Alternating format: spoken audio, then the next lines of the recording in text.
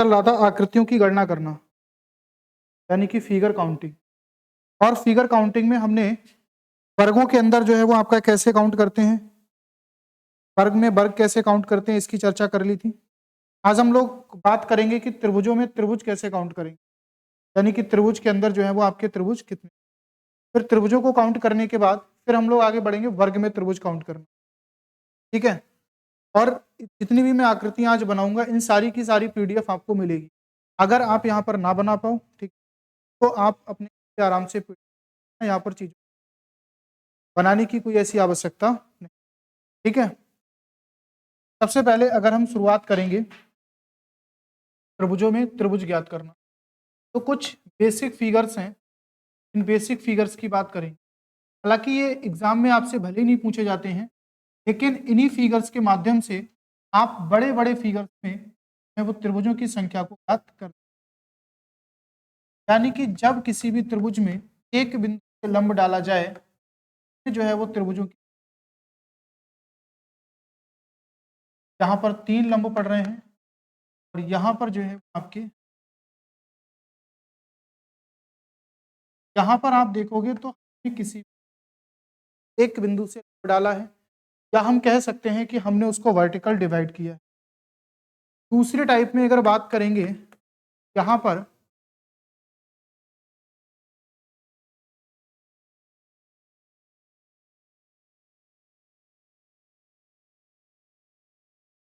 दूसरे टाइप में अगर बात करेंगे तो यहाँ पर जो है आपका किसी भी त्रिभुज को जो है वो आपका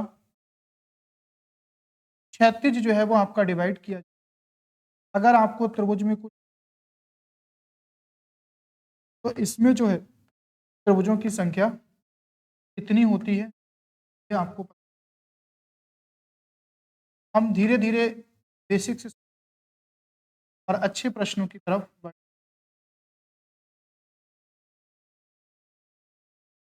अगर बात करेंगे इन दोनों आकृतियों को आपस में मिला दिया जाए, अगर इन दोनों आकृतियों को आपस में मिला दिया जाए, अगर इस तरीके से आपको कोई आकृति, अब यहाँ पर देखो ये दोनों आकृतियों का मेल ही, अगर आप यहाँ पर देखेंगे तो ये दोनों आकृतियां जो है वो आपकी आपस में मिला दी गई। ठीक उसी प्रकार से हम यहाँ पर देखेंगे,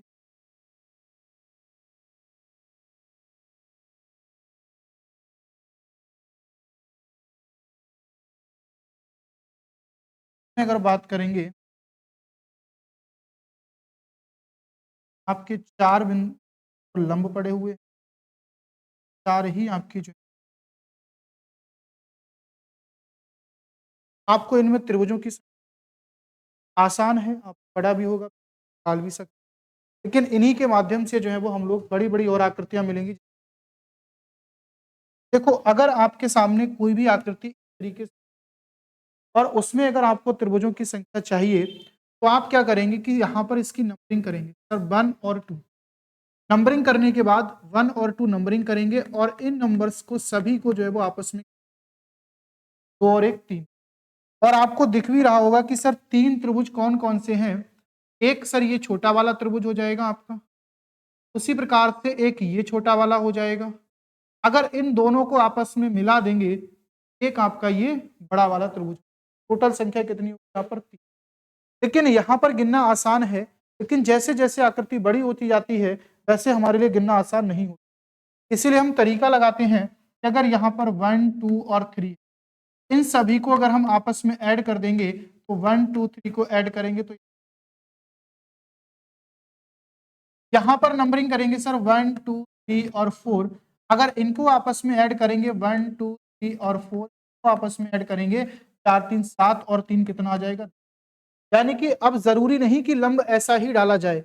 मान लो कि अगर तुमको कोई आकृति इस तरीके से भी दिख जाए ना, अगर तुमको कोई आकृति इस तरीके से भी दिख जाए, तो ये भी तो इसी जैसे आकृति है, बस इसमें इस बिंदु से लंब डाला गया, इसमें आप यहाँ पर नंबरिंग ऐसे कर दोगे, आपस में क्या करोगे, जोड़। तो ये भी आपका सेम वैसे ही है, इसमें कुछ प्रोसीजर नहीं है, किसी बिंदु से लंब डाला जा सकता है।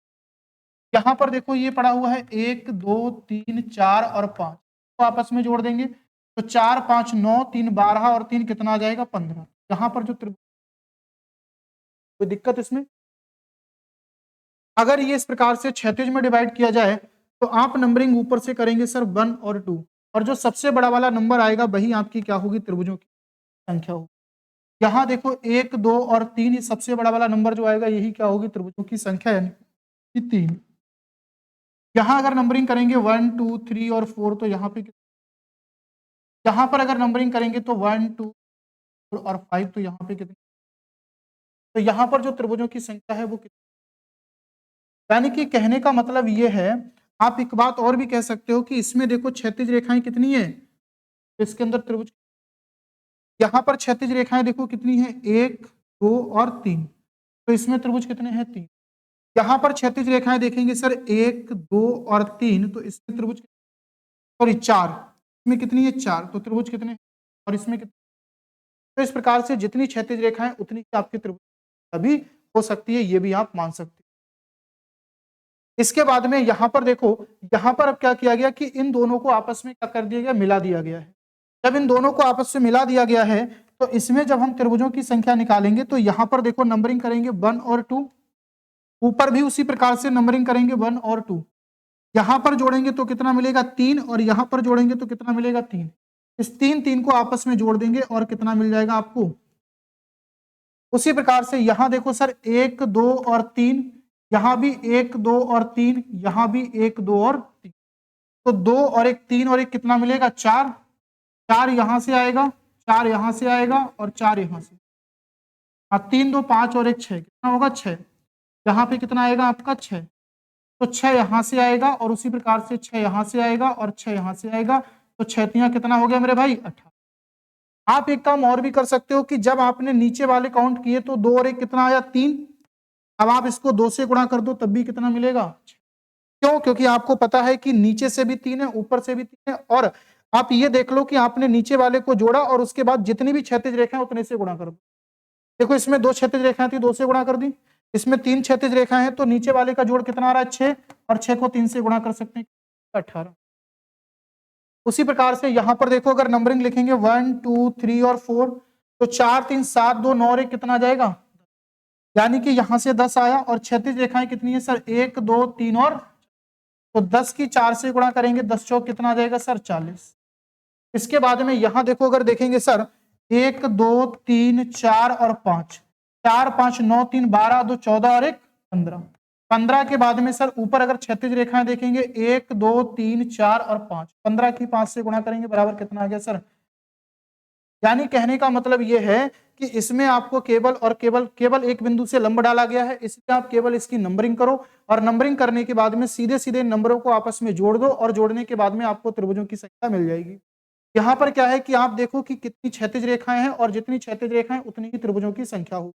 यहाँ पर आप नीचे वाले को जब ऐड करोगे, नीचे वाले को ऐड करने के बाद आप ये देखो कि ऊपर कितनी जो है वो आपकी क्षैतिज रेखाएं, जितनी क्षैतिज रेखाएं उतने से आपस में क्या कर दो, मल्टीप्लाई, इतने से क्षैतिज रेखाएं उतनी आपस में क्या कर दो, मल्टीप्लाई कर दो। ठीक है, ऐसे करके आप इसमें सभी में निकाल सकते हैं। चाहे यहाँ तक कोई दिक्कत है किसी को, बाकी आप इसको बना घर से लीजिएगा, मैं पीडीएफ डालूंगा। हाँ बताओ बेटा, लास्ट वाले में, लास्ट वाले में बेटा देखो 1, 2, 3, 4, 5 नंबरिंग कर दी, 5, 4, 9, 3, 12, 2, 14 और 1, 15 आ गया।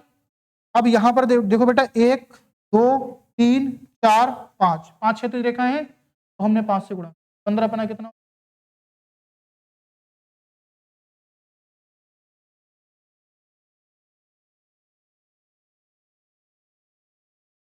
इसमें बेटा ये पूरे अपने आप से काउंट हो जा रहे हैं। हम जिस तरीके से सवाल कर रहे हैं, जिस तरीके से नंबरिंग को काउंट करते हैं, उस तरीके से सारे काउंट हो रहे हैं, चाहे छोटा हो चाहे बड़ा हो, चाहे सारे काउंट हो रहे हैं।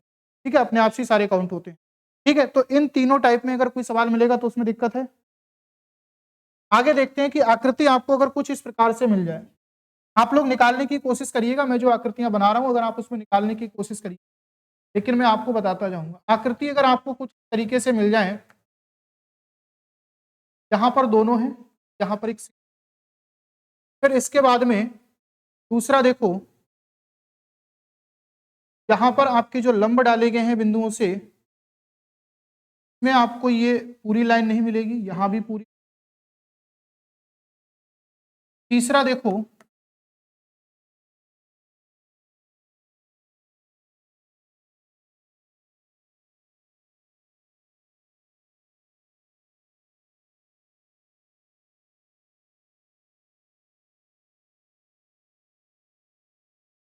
और एक लास्ट और।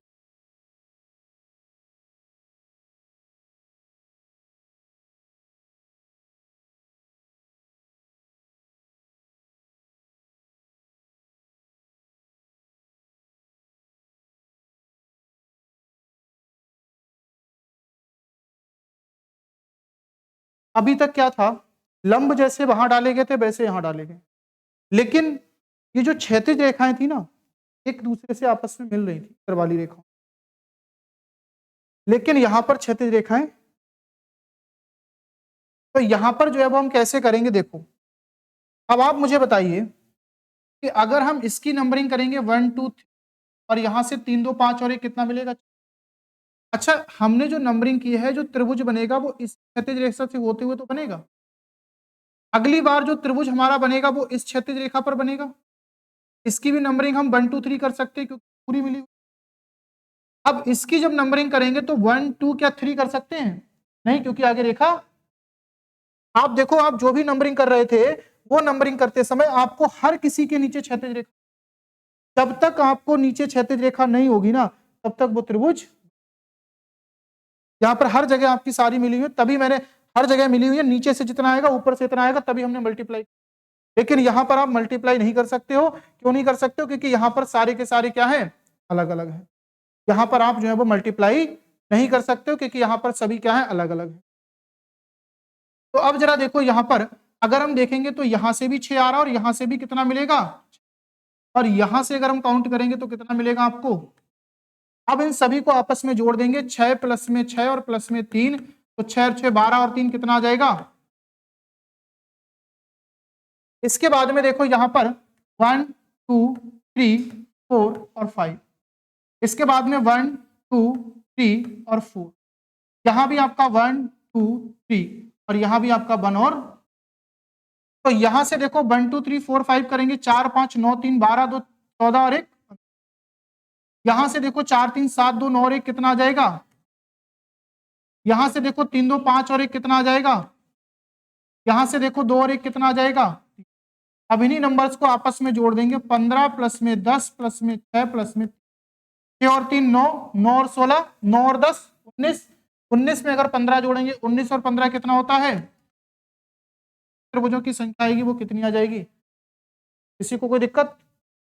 इसके बाद यहां पर नंबरिंग करेंगे, देखो 1 2 3 और 4, यहां करेंगे 1 2 और 3, यहां भी आपका 1 2 3 और यहां पर भी आपका 1 2 और, तो यहां देखो 4 3 7 2 9 और 1 कितना हो गया 10, यहां 3 2 5 और 1 कितना हो गया 6, यहां भी 3 2 5 और 1 कितना हो गया 6, यहां भी 3 2 5 और 1 कितना हो गया 6, तो 6 तिया कितना हो गया 18, 18 में अगर हम 10 जोड़ेंगे तो 18 और 10 कितना हो जाएगा, 18 और 10 कितना हो जाएगा। इसमें जब निकालेंगे तो देखो 1 2 3 4 5 6 5 11 4 15, 15 और 3 18 और 3, तो नीचे वाले से कितने मिलेंगे सर 21। अब यहां पर नंबरिंग करेंगे तो 1 2 और 3, तो यहां से कितने मिलेंगे सर 6, यहां पर 1 और 2, तो यहां से कितने मिलेंगे सर 3, यहां पर 1 2 3 और 4, तो 4 3 7 2 9 और 1 10, यहां देखो सर 1 और 2 और 3 3 2 5 और 1 6। तो अब इन नंबर्स को सभी को आपस में जोड़ देंगे, 21 6 प्लस 6 प्लस 10 और प्लस 3, 6 और 6 12 और 3 15, 15 और 10 25, 25 और 20 45 और 1 46, तो टोटल यहाँ पर त्रिभुजों की संख्या कितनी आएगी 46। तो अगर केवल एक बिंदु से लंब डाला जाए या केवल क्षैतिज रेखाएं हो या उन दोनों को आपस में मिला दिया जाए या फिर इस तरीके की आकृतियां अगर आपको देखने को मिले तो इसमें त्रिभुज निकालने में कोई दिक्कत होगी, यानी कि यहां तक आपको त्रिभुज निकालने में कोई दिक्कत नहीं होनी चाहिए। कोई दिक्कत है भैया? अच्छा, अगर आपको इसकी पीडीएफ भेज दिए तो आराम से घर से बना भी सकते, कोई दिक्कत तो नहीं होगी इसको बनाने में, या आपको यहाँ पर टाइम दिया जाए बनाने के लिए? आवश्यकता नहीं है, पीडीएफ मिल जाएगी, जिसका नंबर ऐड नहीं है वो ऐड करवा लीजिए, आराम से घर से बना लीजिए, जिससे कि आपका ये जल्दी जल्दी चीजें खत्म होती चलेंगी। ठीक है, अगला देखो। अब अगर मान लो कि एक की जगह दो बिंदुओं से लंब डाला जाए, एक की जगह अगर दो बिंदुओं से लंब डाला जाए, और जैसे देखिए यहां पर मैंने दोनों बिंदुओं से आपको लंब डाला है, यहां पर भी आप देखेंगे तो यहां पर भी आपको दोनों बिंदुओं से लंब डाला जाएगा। अब जरूरी नहीं वो इधर से भी हो सकता है और उस तरफ से भी हो सकता था, लेकिन यहां पर आप देखेंगे कि आपको इसमें 2 लंब दिखाई देंगे इधर से और 2 ही आपको इधर से।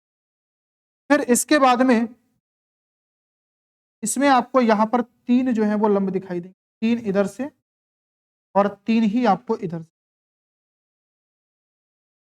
लेकिन अब कुछ फिगर आपको ऐसे भी दिखाई देंगे, कुछ फिगर ऐसे भी दिखाई देंगे जिसमें इस बिंदु से डाले गए लंबों की संख्या 2 है, लेकिन इस डाले गए लंब, अब ये इधर से न डाल के इधर से भी डाला जा सकता, इधर से 2 डाल दो, इधर से 1 डाल दो, उससे भी कोई मतलब, आंसर सेम ही। ठीक है, अगला देखो, माना कि इससे डाले गए बिंदुओं की संख्या जो है वो 2 ही रही लंब, लेकिन इससे डाले गए लंबों की संख्या जो है वो कितनी हो जाती है। यहां पर अगर देखेंगे तीसरा, यहां पर तीसरा देखेंगे, अगर आप यहां पर डाले गए लंबों की संख्या मान लीजिए इसमें जो है वो 4 है, बिंदु से डाले गए लंबों की संख्या 4 है, और यहां पर अगर इस डाले गए लंबों की संख्या 3 है, तो आप इसको कैसे काउंट, इसमें त्रिभुज, अभी आपने जितने भी आकृतियां, इसमें भी आपको त्रिभुज बताने हैं, इसमें भी बताने, इसमें भी बताने, इन सभी में त्रिभुज बताने।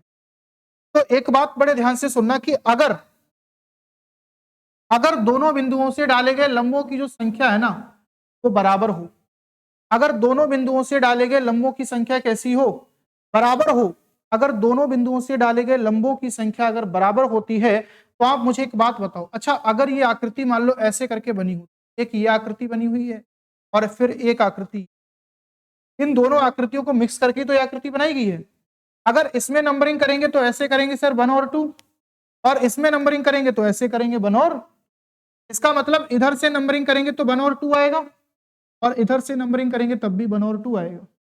अगर इस लास्ट कॉलम में संख्या बराबर आ रही है, और संख्या बराबर तभी आ सकती है जब डाले गए लंब बराबर, अगर लंब अलग अलग होंगे तो संख्या, अगर ये डाली गई दोनों ये संख्या जो है वो आपकी बराबर है, अगर ये संख्या बराबर हो तो आप कुछ मत करना, इस संख्या का सीधे सीधे क्या कर देना, क्यूब कर देना, और क्यूब कर दोगे तो आपको त्रिभुज, अगर दोनों बिंदुओं से डाले गए लंबों की संख्या बराबर है तो जो सबसे बड़ा जो यहाँ पर जो नंबर आएगा ना आपको मिलेगा, उस नंबर को आप सीधे सीधे क्या कर देना, देखो यहां बराबर आ रहा है, लेकिन सर यहां बराबर नहीं आ सकता, देखो 1 2 3 और इसका करोगे तो 1 और, क्या बराबर है, जब यहां बराबर नहीं है तो ये फंडा यहां नहीं लग सकता है, ये केवल तभी लगेगा जब दोनों बिंदुओं से डाले गए लंबों की हो। यहां पर देखो, यहां पर भी क्या है, बराबर है, इधर से 2 है, इधर से भी 2 है, इसका मतलब 1 2 और 3, आप सीधे सीधे 3 का क्या कर दोगे, क्यूब, और 3 का क्यूब कितना होता है मेरे भाई, 27। यहां देखो सर 1 2 3 और 4, यानी कि सीधे सीधे 4 का क्यूब कर देंगे, और 4 का क्यूब कितना, यानी कि अगर डाले गए लंबों की संख्या बराबर है तो सीधे सीधे आप क्या करोगे, उनका क्यूब कर दोगे। लेकिन अगर संख्या बराबर नहीं है तो क्या करते हैं, तो संख्या अगर बराबर नहीं है तो क्या करते हैं, सर इसकी नंबरिंग तो हम 1 2 3 करके ऐसे नंबरिंग करेंगे, और जब इससे ऊपर बढ़ेंगे ना, तो अब देखो पीछे जरा, आपको पता था कि अगर हमने इसकी नंबरिंग 1 2 3 से की थी तो फिर ऊपर वाले की भी बन, लेकिन यहां पर लंब तो एक ही बिंदु से डाला गया ना, दूसरी तो 2 बिंदुओं को आपस में मिला रही है और 2 रेखाओं को आपस में जोड़ रही है, लेकिन यहां पर देखो कि ये दूसरा क्या है, लंब है, अगर ये सीधी रेखा हो जाती तब तो यहां भी 1 2 3 होता, 1 2 3, लेकिन ऐसा नहीं। इसका मतलब है कि 1 2 3 यहां है, तो मेरे भाई अब यहां पर जो नंबरिंग होगी वो किससे होगी, 2 3, मतलब नीचे वाले से एक बढ़ाकर आपको ऊपर नंबरिंग करनी।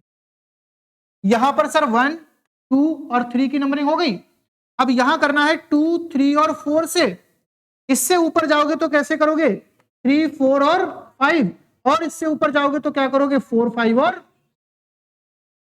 अब आप जरा देखो इसमें भी 1 2 3 करके नंबरिंग हो, यानी कि आपको क्या करना है, 1 2 3 आपने नंबरिंग की, इससे ऊपर आप 1 2 3 करते थे, लेकिन यहां आप एक बढ़ा करके नंबरिंग करो, 2 3 4 से, फिर और ऊपर जाओगे तो 3 4 5 से करो।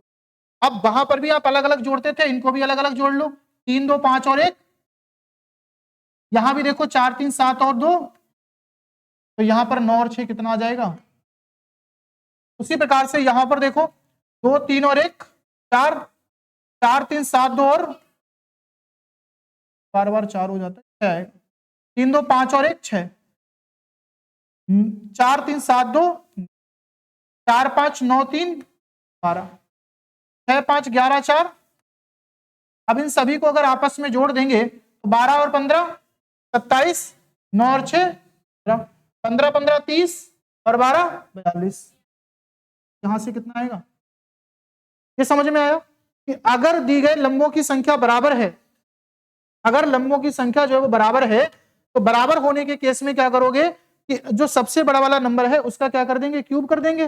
और अगर बराबर नहीं है तो नंबरिंग आपको इस नहीं, जैसे यहां पर देखो 1 2 3 4 5, ऊपर कैसे नंबरिंग करेंगे 2 3 4 5 और 6, 3 4 5 6 और 7, 4 5 6 7 और आपको दो तरफ से नंबर, एक की तरफ इस तरीके से। अब देखो 4 5 9 3 12 2 14 और 1 6 5 11 4 11 4 15 और 5। अगर आप सारे जोड़ना ना चाहो ना, एक तरीका और लगा सकते।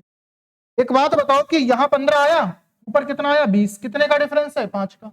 अच्छा ये 5 ही तो कॉलम है ना, और हर ऊपर वाला नंबर एक एक ज्यादा ही तो हुआ है, तो टोटल ऊपर कितना बढ़ता जाएगा 5 5। यहां 15 है, यहां कितना है 20, तो यहां कितना आ जाएगा 25, यहां कितना आ जाएगा 30।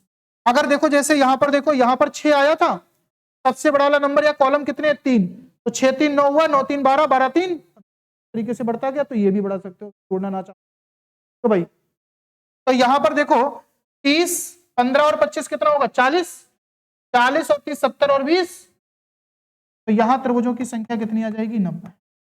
अब आप बताओ कि जितने प्रकार मैंने आपको बताए हैं अभी तक, कि जब आपका केवल एक बिंदु से लंब डाला जाए, ठीक है, या फिर आपको क्षैतिज में किसी भी त्रिभुज को डिवाइड किया जाए, या लंब डाला जाए क्षैतिज में डिवाइड किया जाए, या फिर आपका दो बिंदुओं से लंब डाला, मतलब यहां पर जो है वो सारी जो रेखाएं हैं क्षैतिज रेखाएं वो सभी बराबर बराबर नहीं है, या फिर दो बिंदुओं से लंब डाला जाए और डाले गए लंबों की संख्या बराबर हो या बराबर ना हो, तो इसमें त्रिभुज निकालने में कोई दिक्कत है?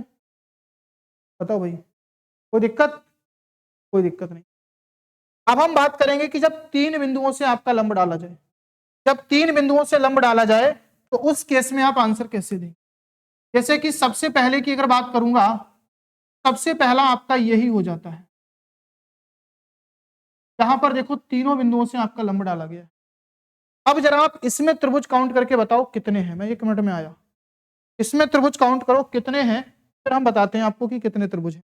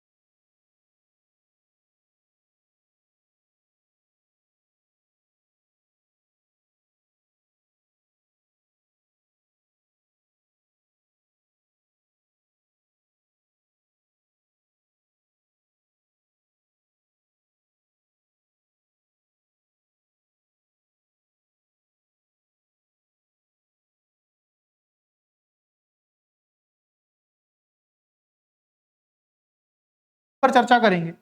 देखो एक बेसिक आकृति आपको ये दिख रही है, इसमें एक लंब पड़ा हुआ है, और उसी प्रकार से एक बेसिक आकृति आपको यहां पर दिख रही है, इसमें भी आपका एक लंब पड़ा हुआ है, और उसी प्रकार से एक बेसिक आकृति जो है वो आपको यहां पर दिख रही है, और इसमें भी आपका लंब पड़ा हुआ है। तो इसमें अगर आप देखेंगे तो 3 त्रिभुज यहां से मिलेंगे, 3 यहां से मिलेंगे, यहां से मिलेंगे, तो टोटल कितने आ जाएंगे सर? 3 तिया, ठीक है। अब अभी तक हमने छोटे छोटे त्रिभुज लिए हैं, अब हम बड़ा वाला त्रिभुज लेंगे, और अगर हम बड़ा वाला त्रिभुज लेंगे तो बड़े वाले त्रिभुज में ये देखो कि ये भी तो लंब डाला गया है, तो ये भी तो सबसे पहले आकृति मैंने पढ़ाई थी, तो 3 यहां से भी मिलेंगे। उसी प्रकार से हम त्रिभुज इस बार फिर से दोबारा से बड़ा वाला ही लेंगे, त्रिभुज दोबारा से फिर क्या लेंगे? बड़ा वाला ही लेंगे, लेकिन इस बार जो है वो लंब हम ये वाला लेंगे। तो जब ये वाला लंब लेंगे तो एक ऊपर और एक नीचे होगा, यानी कि 2 यहां से आ जाएंगे, 3 नहीं करेंगे। क्यों? क्योंकि बड़ा वाला तो हम 3 में पहले ही काउंट कर चुके हैं ना, तो अब कितने आएंगे यहां से? 2। इसके बाद में त्रिभुज फिर से दोबारा से बड़ा वाला ही रहेगा, लेकिन इस बार जो है वो हम क्या करेंगे कि ये वाला लंब लेंगे, इसमें 2 ऊपर 2 नीचे, तो 2 और 2 4, 3 7 और 9 कितना होगा? इसके अंदर जो त्रिभुजों की संख्या होगी वो कितनी मिलेगी आपको? 16 त्रिभुज जो है वो आपको देखने को।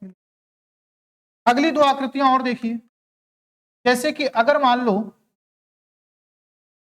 आपकी एक आकृति जो है वो कुछ प्रकार से आ जाए,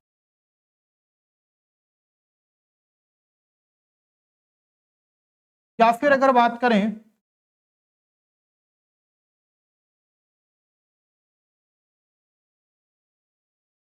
एक आकृति आपकी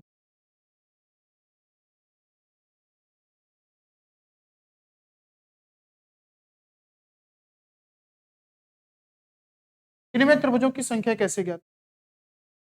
तो जरा देखो, अगर हम यहां पर बात करेंगे तो आपको पता है, अगर हम इतना पास पोर्शन देखें, ये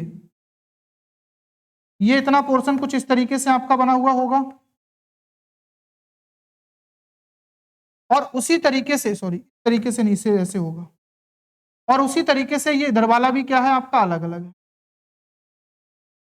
अब इसके अंदर त्रिभुज कितने मिलेंगे? इधर से 3, और इधर से भी कितने मिलेंगे? 3 त्रिभुज इधर से मिलेंगे और 3 इधर से मिलेंगे, तो टोटल कितने हो गए? 6। लेकिन जब हमने इन दोनों को ज्वाइंट किया तो एक बड़ा वाला त्रिभुज भी तो बना है सब, तो 3 और 3 6, और प्लस में अगर हम एक और कर देंगे तो 6 + 1 बराबर कितना आ जाएगा? लेकिन जब यहां पर आते हैं तो यहां पर देखो 3 दोबारा से इधर से मिलेंगे, और फिर 3 इधर से मिलेंगे, क्योंकि ये बेसिक आकृतियां बनी हुई हैं। देखो ये भी एक बेसिक आकृति है, तो इसमें एक ये वाला हो जाएगा, एक ये वाला हो जाएगा, एक बड़ा वाला हो जाएगा। 3 इधर से 3 इधर से, कोई दिक्कत है? तो 3 और 3 कितने हो गए? यहां से 6। अब यहां पर इस बार कितने काउंट होंगे? तो आपको पता होना चाहिए कि एक तो बड़ा वाला काउंट होगा, और एक ये वाला भी तो इस बार काउंट होगा ना। पिछली बार वो काउंट नहीं हुआ था क्योंकि वो दोनों आपस में मिले हुए नहीं थे, ऐसे है ना। तो 6 और कितने जोड़े जाएंगे? 2। 6 और 2 कितने होंगे? अब बात करते हैं कि ऊपर वाले में कितने होंगे सर। ऊपर वाले में, अच्छा एक बात यहां पर देखो, अगर हम ये वाली इतनी आकृति देखें तो ये तो बेसिक आकृति है हमारी, हमने कई बार बनाई है, तो इसमें 1 और 2 नंबरिंग करेंगे यानी कि 3 यहां से मिलेंगे। उसी प्रकार 1 और 2 नंबरिंग करेंगे तो 3 यहां से मिलेंगे। उसी प्रकार 1 और 2 नंबरिंग करेंगे तो 3 यहां से मिलेंगे। 3 और 3 यहां से मिल गए, तो 3 तिया कितना हो गया? अब और इसमें कितने जोड़े जाएंगे? एक तो आपका कौन सा हो जाएगा? ये बीच वाला हो जाएगा एक, और एक आपका कौन सा हो जाएगा? तो 9 और 2 अगर हम जोड़ देंगे तो 9 और 2 कितना आ जाएगा? कोई और त्रिभुज ऐसा है जो तुम्हें इसमें दिख रहा हो? तो यहां तक किसी बच्चे को कोई दिक्कत? सेकंड वाले में इस वाले में जरा देखो, एक बात बताओ कि अगर इस वाले पोर्शन को इतना अलग कर दो तो यहां से तो 3 निकाल लोगे, इस वाले को अगर अलग कर देंगे तो यहां से 3 निकाल लोगे। जब इन दोनों को मिलाएंगे तो एक बड़ा वाला मिलेगा, जो वहां भी मिल रहा था, दोनों को जोड़ेंगे तो बड़ा वाला मिलेगा। अच्छा, उसी प्रकार से ये वाला भी तो मिलेगा, लेकिन वो यहां पर इसलिए नहीं मिल रहा था क्योंकि दोनों एक बिंदु पर मिल नहीं रहे थे, लेकिन यहां पर ये दोनों एक बिंदु पर मिल रहे हैं, और जब दोनों एक बिंदु पर मिल रहे हैं तो ये वाला भी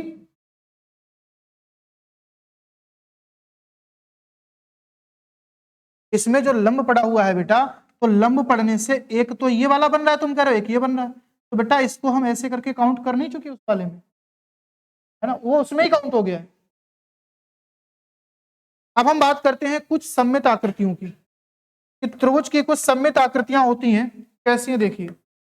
जैसे कि अगर हम बात करें, एक आकृति आपको यहां पर इस तरीके, दूसरी आकृति की बात करेंगे तो आपको कुछ मतलब सममित आकृति का मतलब है कि हर रेखा पर बनने वाले त्रिभुजों की संख्या जो है वो कैसी होगी आपकी, समान। हर रेखा पर बनने वाले जो त्रिभुज होंगे उनकी संख्या जो है वो आपको कैसी दिखाई देगी, समान जो है वो त्रिभुजों की संख्या दिखाई देगी। हर रेखा पर बनने वाले त्रिभुजों की देगी आपको अगर ये आकृतियां आती हैं तो इसमें जो है वो आप त्रिभुजों की संख्या को कैसे काउंट करते हैं, आपको यहाँ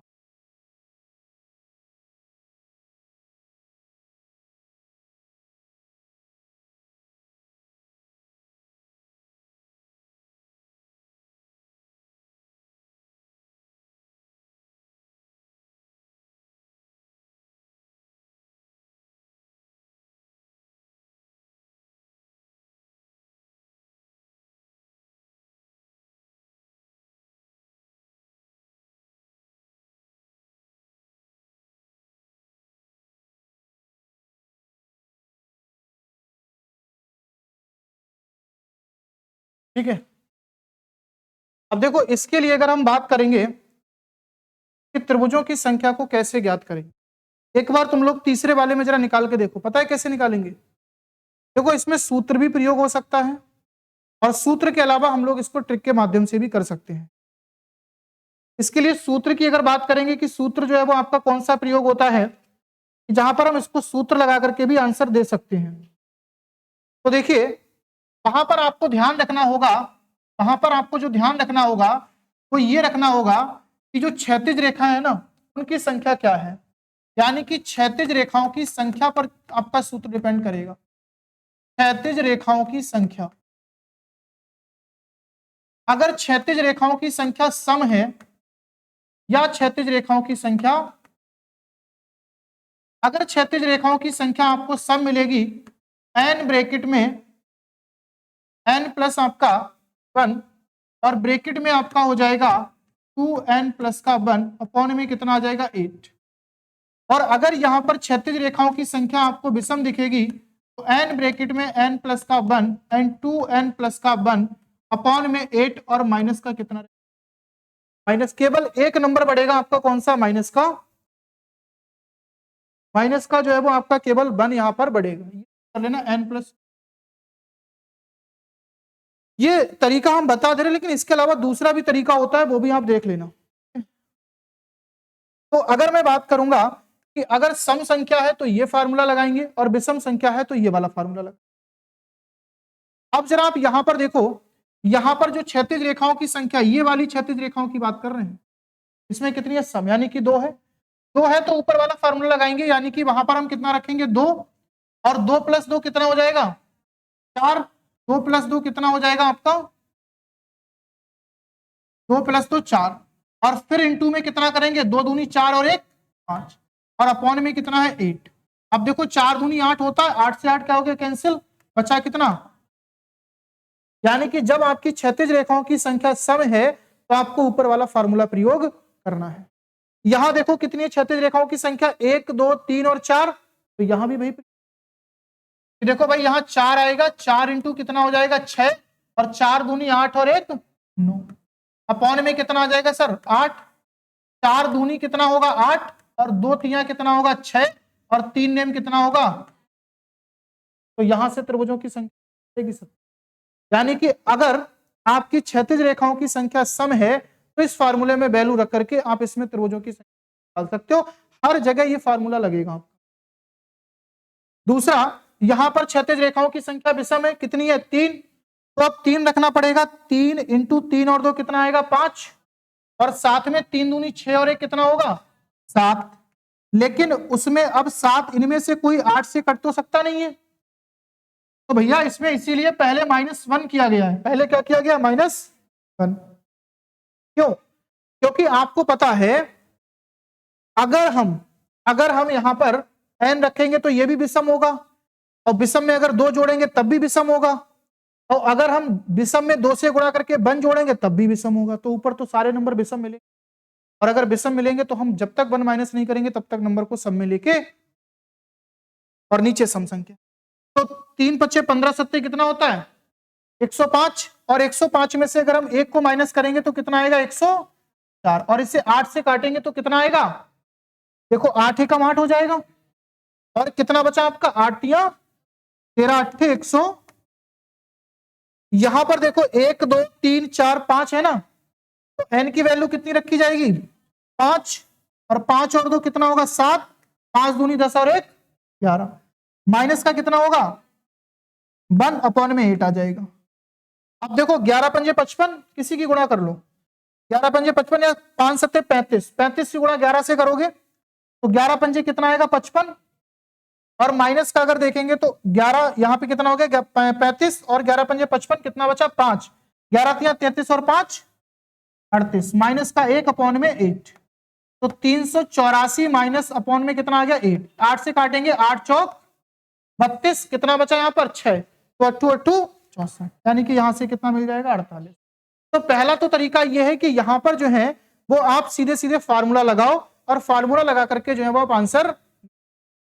लेकिन दूसरा तरीका यहां पर अगर हम देखेंगे तो एक और भी है, इसमें क्षैतिज रेखाओं की संख्या कितनी है, तो आप 3 तक नंबर लिखो 1 2 और अब 1 के आगे सामने कितना लिखना है 1, और 1 को 2 में जोड़ो कितना हो गया 3, और 3 को 3 में जोड़ो कितना हो गया 6, यानी कि जितनी क्षैतिज रेखा है उतने तक नंबर लिखो, फिर 1 के सामने 1 को 2 में जोड़ो 3, 3 को 3 में जोड़ो कितना आ जाएगा 6, फिर इन सबको आपस में जोड़ देंगे 3 और 3 6 और 1, और 3 और 6 9 और 1 10, यहां से 10 मिला, लेकिन संख्या कितनी है 13। तो अब क्या करना है कि सबसे नीचे वाले नंबर को छोड़ना है, ड्रॉप करना है, फिर ऊपर वाले को जोड़ना है, फिर एक छोड़ना है, यानी कि नीचे वाले को छोड़ेंगे सबसे पहले और फिर अल्टरनेट छोड़ते हुए और जोड़ते हुए चलेंगे। समझ रहे ना बात को, कि पहले तो आपको इस प्रकार से नंबर लिखने हैं, फिर 1 के सामने 1 में 2 जोड़ा तो 3, 3 में 3 जोड़ा तो 6, सभी को एक बार ऐड किया, नीचे वाले को छोड़ा, बीच वाले को जोड़ा, ऊपर वाले को छोड़ना पड़ेगा। तो अब देखो यहां पर 10 में कितना जोड़ना पड़ेगा 3, और कितना आ जाएगा सर, उसी तरीके से ये तो बहुत छोटा है, देख लो इसमें भी देख लो सर, 1 के सामने कितना आ जाएगा 1, और 1 को 2 में जोड़ेंगे कितना आ जाएगा 3, और 1 कितना आ गया 4। मैंने बोला सबसे नीचे वाले को छोड़ो। अब कोई बच्चा ये ना समझे कि एक को जोड़ना जरूरी है, कई बच्चे दिमाग में ले आते हैं कि सर एक को जोड़ना जरूरी नहीं है, आप नीचे से शुरुआत करो, सबसे नीचे वाले को छोड़ो, फिर ऊपर वाले को जोड़ो, फिर छोड़ो, फिर जोड़ो, फिर छोड़ो, फिर जोड़ो, ऐसे करके अल्टरनेट चलते। तो अब यहां पर 1 जोड़ना पड़ेगा, और 4 में अगर 1 जोड़ेंगे तो 4 1 कितना आ जाएगा सर। अब यहां पर देखो सर 1 2 3 4, 4 लाइनें है ना, 1 2 3 4, अब 1 के सामने क्या होगा 1, 1 में 2 जोड़ेंगे 3, 3 और 3 6, 6 और 4 10, 10 6 16 3 19 और 1। अब नीचे वाले को क्या करेंगे छोड़ देंगे, इसको जोड़ देंगे, इसको छोड़ देंगे, इसको जोड़ देंगे, तो 6 और 1 7, और 20 को 7 में जोड़ेंगे तो कितना आएगा, तो यहां भी कितना आ रहा है 27, और इसके बाद यहां देखो कितनी है 5, 1 2 3 4 और अब देखो 1 के सामने 1, 2 के सामने 3, 3 और 3 6, 6 और 4 10, 10 और 5 15 और 10 25 और 6 31, 31 और 4 33, तो यहां से कितना मिल गया आपको। अब 15 छोड़ो 10 जोड़ो, 6 छोड़ो 3 जोड़ो और 1 को छोड़ो, 10 और 3 13, 13 जोड़ेंगे 35 और 3 48, तो यहां भी कितना आ रहा है 48। तो आप ऐसे भी कर सकते हो, लेकिन एक तरीका आपको और मिल जाएगा किताबों में जो मैं आपको बता रहा हूं, एक तरीका और मिल जाएगा 2n स्क्वायर, ठीक है 2n स्क्वायर, n की वैल्यू यहां पे होगी ये वाली 2n स्क्वायर माइनस का 5, ये तरीका भी आपको किताबों में देखने को मिलेगा इस प्रकार की आकृतियों में त्रिभुज काउंट करने। इन्हें सममित आकृतियां कहते हैं। सममित आकृतियों का मतलब होता है हर एक लाइन पर बनने वाले त्रिभुजों की संख्या बराबर होती है।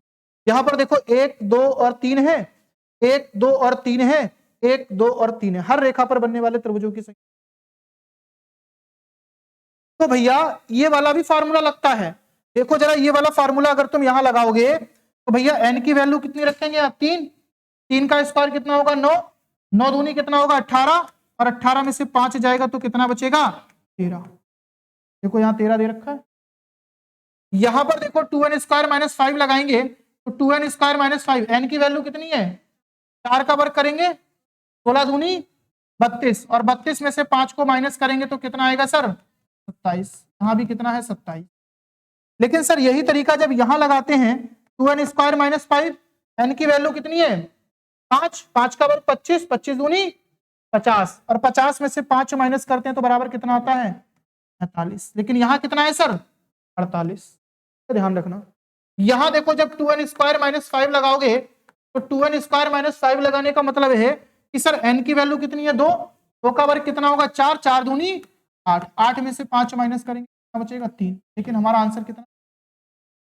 तो ये जो 2n स्क्वायर माइनस 5 है ना, मैंने सबसे लास्ट में बताया, ये वो तरीका है जो केवल और केवल जब 3 क्षैतिज रेखाएं हो 4 क्षैतिज रेखाएं हो, इन दोनों का आंसर सिर्फ दे सकता है, बाकी आगे हर जगह ये फार्मूला गलत साबित होता है। लेकिन किताबों में इसलिए मिलता है क्योंकि ज्यादातर पेपर में यही दोनों आकृतियां आती हैं, आगे की कम आती हैं। तो अगर आपको सभी आकृतियां सही करनी है तो या तो इसका प्रयोग करो, इसका प्रयोग करो, इसका प्रयोग केवल आप केवल 2 में ही कर सकते, आगे नहीं कर तो त्रिभुजों में कैसे त्रिभुज काउंट करते हैं इसकी बात हो गई। कल जो है हम बात करेंगे कि वर्ग के अंदर जो है वो आपका त्रिभुजों को कैसे काउंट करते हैं। ठीक है, चलिए तो आज की क्लास यहीं तक रहेगी, और इसकी अभी मैं पीडीएफ आपको दे दूंगा, उससे आप इसको नोट कर ले।